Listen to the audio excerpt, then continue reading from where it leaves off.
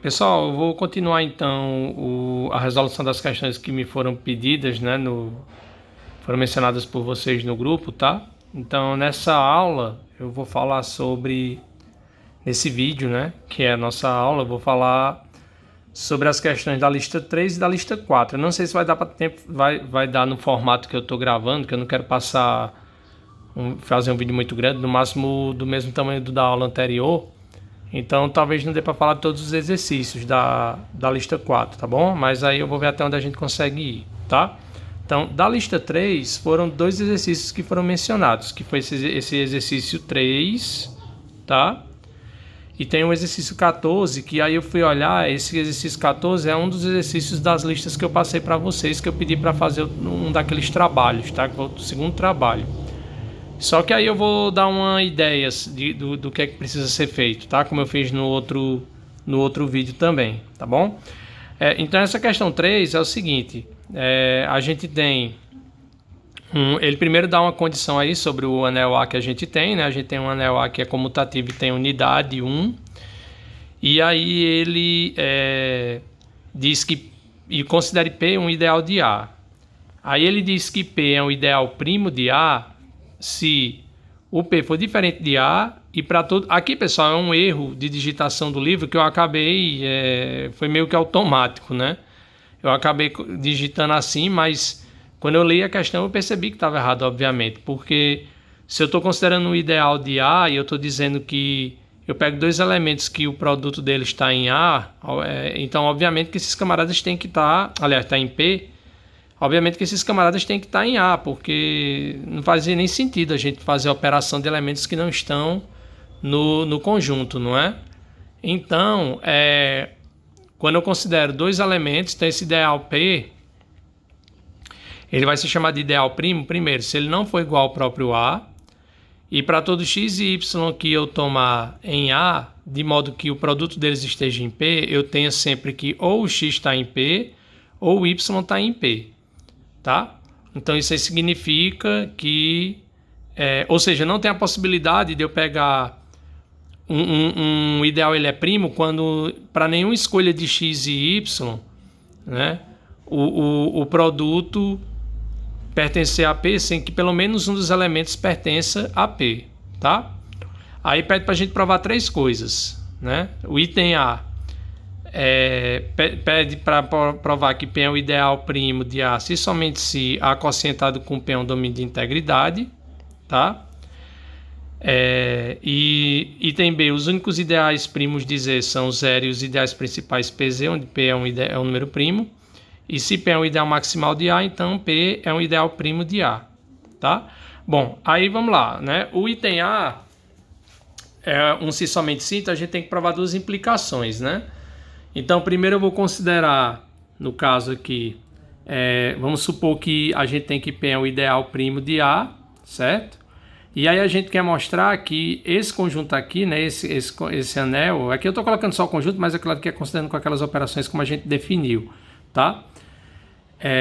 Então eu quero mostrar que esse camarada é um domínio de integridade. Bom, a gente provou, então vamos lembrar lá das hipóteses, né? Nas hipóteses a gente tem que o A ele é um anel comutativo com unidade.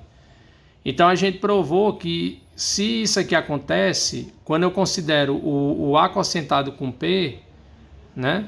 O A quocientado com P, onde o P é um ideal, tá? Porque aí a gente considera aquela relação de equivalência módulo P. E então esse anel ele também vai ser um anel comutativo com unidade.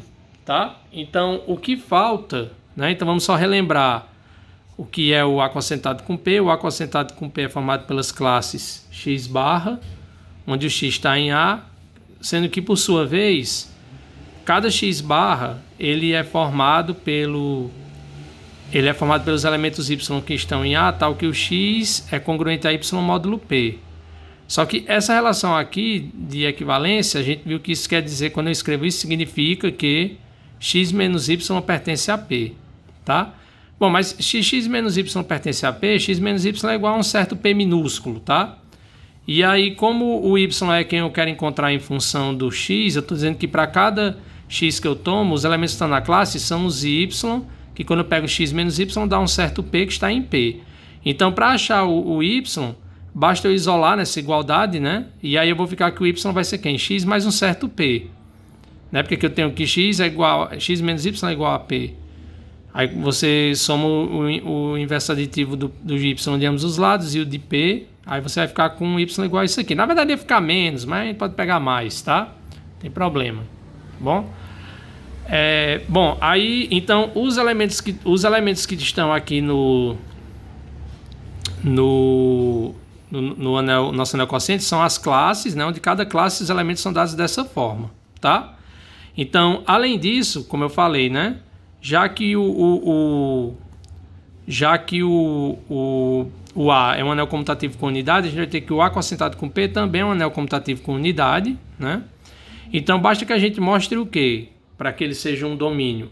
Que se eu tenho dois elementos de A quocientado com P, né? Que são duas classes, que quando eu faço a multiplicação delas, isso dá o zero barra, né? Então, o x é o zero barra, ou o x barra é o zero barra, ou o y barra é o zero barra, tá? Lembrando, pessoal, que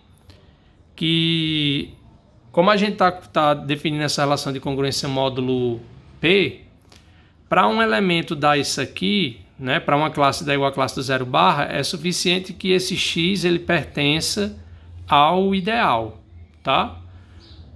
Certo? Porque se o x pertencer ao ideal, quando a gente considera a classe do zero, né? Se a gente for colocar aqui a classe do zero, são os y, que tal que 0 é congruente a y módulo P. Então vai ficar que 0 menos y pertence a P, ou seja, menos y pertence a P e, consequentemente, o y também pertence, por conta do P ser o ideal, né? Então isso quer dizer que quando a gente considera a classe do zero barra, ela é formada por todos os elementos que estão em P. Então, em particular, se eu pegar um elemento qualquer de P, né, esse camarada vai ser a classe do zero barra, vai dar igual. Já ainda até comentou na ocasião lá quando a gente estudou ideais, certo? Então, observa. Ó. Então, eu tenho o seguinte, veja que se eu pegar duas classes tal que o produto delas está dando zero barra, né, aí por definição, isso aqui a gente calcula dessa forma, né? O produto das classes é igual à classe do produto dos representantes. Então, isso aqui vai dar igual a zero barra, certo? Mas aí, isso implica, né? Se isso aqui está acontecendo, como eu acabei de falar, isso quer dizer que o x vezes y, o representante da classe, pertence ao ideal, tá? Pertence a P. Bom, mas se x vezes y pertence a P, como a gente está considerando aqui que P é o ideal primo, né? Então eu vou ter que o x pertence a P ou o y pertence a P. Na primeira situação a gente vai ter isso, se acontecer isso aqui, vale isso. Ou se acontecer isso, vale isso aqui. E aí fica provado então, né? Que a gente tem que o A quocientado com P é um domínio de integridade, tá? Bom, agora a gente vai fazer o outro sentido, né? No outro sentido a gente tem que A quocientado com P, que ele é um domínio de integridade, tá? Então, a gente vai ter que, se isso aqui acontece, isso implica que o x barra é o zero barra, o y barra é o zero barra, tá? Só que aí observe, se eu tenho que o zero barra, só um momento, pessoal, tá perdendo foco aqui, eu não sei porquê, mas enfim. Se eu tenho que zero barra tá dando igual a isso, que por sua vez é isso aqui, né? Então, a gente tem que a classe do produto XY está dando igual à classe do zero. Mas isso implica, como a gente falou acima, que o x vezes y pertence a P. Tá?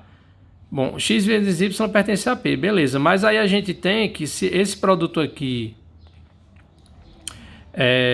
então, isso aqui, na verdade, né, implica que o x... Essa primeira informação implica que o x y vezes y pertence a P.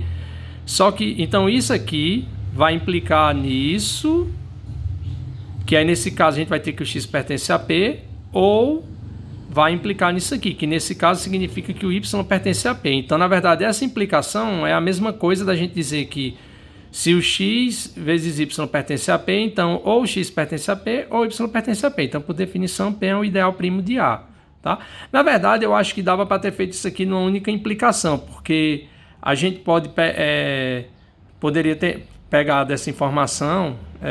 Não, na verdade tem que fazer separado, é porque eu queria voltar, mas não é a mesma coisa, tá? Então tem que fazer separado mesmo, certo? Então aí o item A fica demonstrado, beleza? Vamos passar agora para o item B, tá?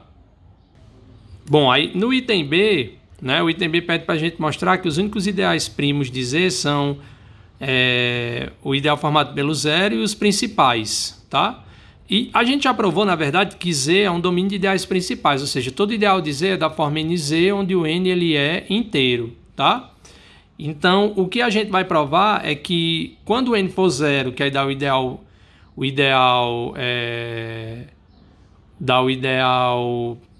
trivial, né? O formato só pelo zero, que ele é principal, e depois para os outros a gente vai mostrar que só pode ser um ideal primo quando o N for um número primo, tá?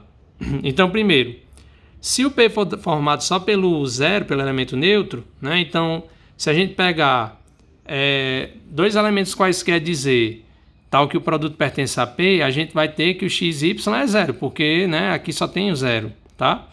Logo, deve-se, nesse caso, como o Z é um domínio de integridade, se isso aqui acontece, isso implica que ou X é zero ou Y é zero, tá? Só que aí, com isso, a gente chega, então... Ou seja, se isso acontecer, o X pertence a P. Se isso acontecer, o Y pertence a P. Então, com isso, a gente tem que o ideal trivial formado pelo zero, ele é um ideal primo, tá? Pronto, agora a gente vai considerar o caso em que a gente tem o P igual a NZ, onde esse N é inteiro, certo? Bom, aí vamos considerar... vamos tomar para todo x e y, sejam x e y, né, tais que o x vezes y pertence a P. Então, nesse caso, né, como o produto pertence a esse camarada e isso aqui é formado exatamente pelos múltiplos de n, o x vezes y vai ser o quê? Nk, onde esse k é inteiro, tá? Então, o nosso objetivo aqui é mostrar que quando isso acontece, em que situações é possível, se é possível a gente... dizer quando isso aqui acontecer, em qual situação eu vou poder garantir que ou X ou Y são dessa forma e, consequentemente, né, pertence a P, tá?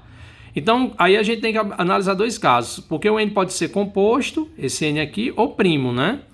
Se o N for composto, tá? Então, aí a gente ia ter um produto aqui de dois números inteiros dando um número composto, porque como N é composto, N vezes K é composto, tá?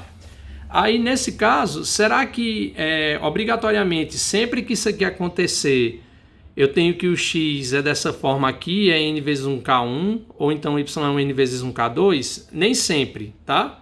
Porque aí é só a gente pensar em alguns exemplos, não é difícil da gente visualizar. Você estipula um n aqui que é composto, tá? E pensa em dois valores para x e y, tal que o produto deles é um múltiplo do n, só que nem o x nem o y são múltiplos do n. Isso é possível, tá? É simples de pensar nisso. Por exemplo, se eu pegar o n igual a 4, tá?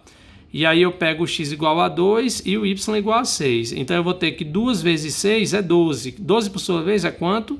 4 vezes 3, ou seja, é um múltiplo de 4. Então esse produto aqui, ele pertence ao 4z. Mas observem, nem o 2 e nem o 6 pertencem a 4z. Tá? Então, quando o n for composto, a gente não pode garantir nenhuma informação sobre o fato do P igual a NZ ser um ideal primo. Tá? Então, não é verdade em geral. Pode até ser que para algumas... a gente poderia até tentar, mas seria até perda de tempo, né? Porque o que lá pede é para a gente mostrar que... todos os ideais daquela forma, né, PZ com P' são. Então, no outro caso também, para que enquadrasse, isso teria que ser todos. Como a gente deu um exemplo de um que não é, então para N composto não é verdade, tá? Agora, se o N for primo, então a gente vai ter que x e y é igual a N vezes K, certo? Ou seja, esse produto aqui, ó, é um múltiplo do N, que é primo. Em particular, o N, ele divide, né, esse produto, porque o produto é um múltiplo dele, tá? Aí tem um resultado lá em números primos, quando a gente estuda números primos, que diz o seguinte: se você tiver que um número primo divide um produto, então necessariamente ele divide pelo menos um dos fatores, tá? Então nesse caso, a gente vai ter que x é um divisor de... Aliás, n n divide produto. Na verdade isso aqui eu escrevi, mas era para ter, que eu estava pensando antes, aí acabei esquecendo de apagar, mas o fato é, como isso aqui acontece, aqui eu botei p, era botado até o n, mas o fato é que o n divide x vezes y, tá? Então, como o n é primo, que aqui eu botei p, isso implica que o p tem que dividir x ou o p tem que dividir y. Mas nesse caso aqui, se isso acontecer, isso quer dizer o quê? Isso implica que o x é p vezes 1k1 ou o y é p vezes 1k2. Bom, mas se isso aqui acontecer, o x pertence a p, ou se isso acontecer, o y pertence a p. Então, quer dizer, a partir do fato disso aqui, ó, pertencer ao ideal NZ ou PZ, tá? Isso garantiu que a gente pode concluir que, obviamente, da igualdade vale isso e, consequentemente, a gente chegou nisso aqui. Ou seja, o P ele é o ideal primo em A. Então, de fato, a gente mostrou que os únicos ideais que são primos em Z são quem? O ideal formado pelo zero e todos os ideais do tipo PZ com P primo, tá bom? Pronto, então aí foi o item B. O item C... pede pra gente. O item C é o mais simples, tá? Que o item C diz o seguinte: se P é um ideal maximal de A, então P é um ideal primo de A. Bom, a gente viu, tem um resultado de ideal maximal que envolve alguma coisa com o anel quociente. E pode ser que isso nos ajude por conta do item A, porque no item A diz o seguinte: o ideal ele é primo se somente se A quocientado com P é um domínio de integridade. Então, se, por exemplo, o fato de P ser maximal der alguma informação nesse sentido sobre o A quocientado com P, a gente pode concluir pelo item A. Mas a gente viu um resultado lá na teoria que dizia o seguinte: que se P ele é um ideal maximal, tem um anel e tem um ideal que é maximal. Então, o A quocientado com ele é um anel que é um corpo, na verdade, né? O anel quociente A quocientado com P é um corpo. Ah, mas se ele é um corpo, em particular, ele é um domínio de integridade. Então, aí o resultado segue do item A. Porque se lá no item A era um se somente se, né? Então, a gente usa a volta, ó. Se A quocientado com P é um domínio de integridade, então P é um ideal primo de A. Tá? Aí, com isso, a gente conclui esse exercício 3. O outro exercício, como eu mencionei, é o exercício 14. Deixa eu descer para lá. Pronto. Ó, no exercício 14, diz o seguinte: esse eu não vou resolver porque, como eu falei para vocês, ele é um exercício que faz parte lá do trabalho que eu passei para vocês, tá? Então, eu vou tentar dar alguma ideia aqui para direcionar a solução. Então, ele diz: seja K o conjunto de todas as funções de R em R dadas dessa maneira aqui, certo? Ou seja, essencialmente são funções que são combinações, todas as combinações de seno e cosseno, onde o A e o B são reais, tá? Aí ele pede para considerar, nesse conjunto, a soma usual de funções e a multiplicação de funções, tá? Aí ele pede para provar que K com essa soma e esse produto, com a soma e produto usual de funções, é um corpo, certo? Aí, pessoal, tem uma forma mais simples de fazer isso, porque a gente não precisa fazer todas aquelas 10 propriedades, não, tá? Porque é só a gente lembrar, né? Apesar de que aqui a ideia seria, pelo contexto dos exercícios, né? Deixa eu só ver aqui. Mas ele já fala de subanel, então a gente pode usar isso também, tá? Quem quiser tentar fazer, ok, mas para ganhar alguma coisa, né, em termos de conta, até porque a gente vai fazer um pouquinho de conta, porque nesse caso a gente vai... Ah, não, desculpa. Eu falei que porque eu ia falar que você poderia tentar mostrar que isso aqui é um corpo, mas mostrando que é um subanel do conjunto lá de todas as funções de R em R. Mas na verdade não é possível porque a gente mudou o produto, na verdade, né? Ele pede para considerar a soma usual de funções e a multiplicação dada por isso aqui, ó. Tá? Então a multiplicação é dada por essa expressão. Aí pede para provar que é um corpo. Aí você vai ter que provar aquelas 10 propriedades, tá? Então você vai ter que mostrar que a soma de funções Primeiro, você vai ter que mostrar que esse conjunto ele é fechado para as operações de soma e produto definidas. Então, você vai ter que mostrar que quando eu pego uma função desse tipo e pego outra e somo, que o resultado é uma função que tem essa cara. Depois, eu vou pegar uma função f que uma função f que está em G, né, que está nesse conjunto K, uma função G, aí vou escrever isso aqui de acordo com a forma que elas estão sendo dadas e mostrar que isso aqui também, o resultado disso é uma função que ainda tem essa cara. Então o que é que você vai fazer? Você vai pegar aqui f vezes g, a f você vai tomar dessa forma, aí vai substituir aqui. A g também vai substituir aqui e vai calcular essa integral. Aí você calcula essa integral e mostra que a função, o resultado obtido vai ser justamente uma função desse tipo ainda, tá?